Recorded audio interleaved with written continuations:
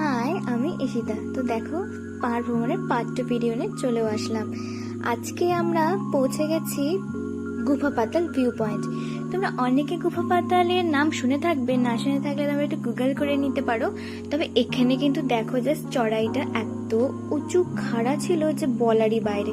আর এখানে তো চড়তে চড়তে রীতিমতো সবাই হাঁপিয়ে গিয়েছিল, দেখো কোমর ব্যথা পর্যন্ত হয়ে গেছিল সবার। যদিও আমি তাড়াতাড়ি উঠে গিয়েছিলাম, তবে এত কষ্ট করে চড়াইতে উঠে কিন্তু ভিউটা দেখে কিন্তু পুরোটাই মনটা ভরে গেল। জাস্ট ভিউটা দেখো, চারিপাশটা এত সুন্দর, এত সবুজে ভরা যে বলারই বাইরে। আর আমরা কিন্তু ঘুরতে ঘুরতে একটু নিচে পর্যন্ত চলে গেছিলাম। সবাই তো ভাবছে আমি হারিয়ে গেছি, কিন্তু আমি কিন্তু হারিয়ে যাইনি। আমি কিন্তু একটু নিচে গিয়েছিলাম পাইন ফরেস্টের ভিউ দেখতে।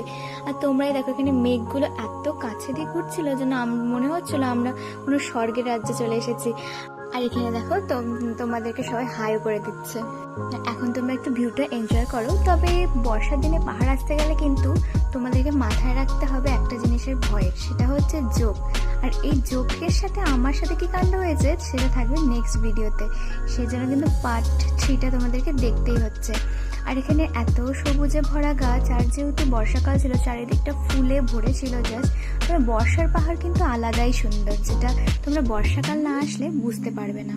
তবে আজকের মতো আসি, দেখা হবে।